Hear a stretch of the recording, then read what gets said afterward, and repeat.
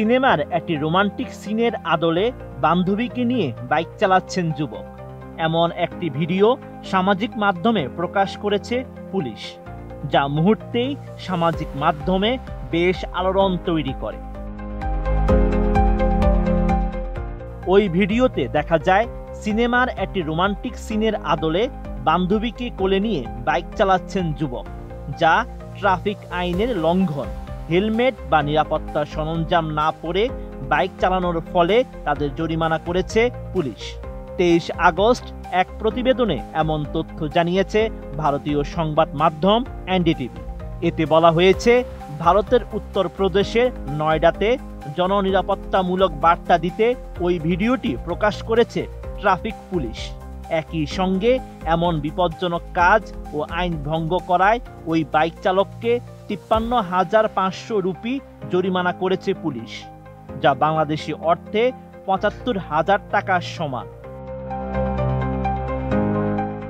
আমি বুঝি নির্মাণের শিল্প, সালাম স্টিল বোঝে ডিউরেবিলিটি। সালাম স্টিল, মোস্ট ডিউরেবল স্টিল।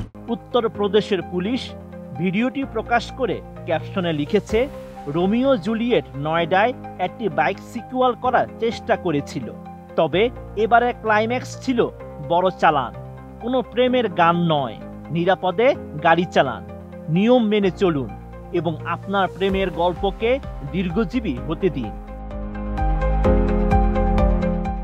ভিডিওটির কমেন্টে অনেককেই মজা করতে দেখা গেছে। একজন লিখেছেন, এখন প্রশ্ন হলো জরিমানা কে দিবে, রোমিও না জুলিয়েট, নাকি তাদের বাবা মা? তাদের সামনে এখন দুটো সমস্যা।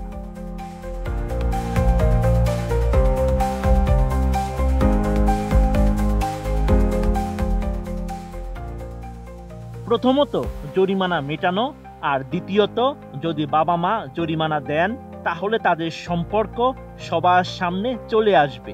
তাই সাবধান, নিরাপদে বাইক চালান, নিয়ম মেনে চলুন এবং আপনাদের সম্পর্ককে বাঁচিয়ে রাখুন। Sheikh Farid, ATN news.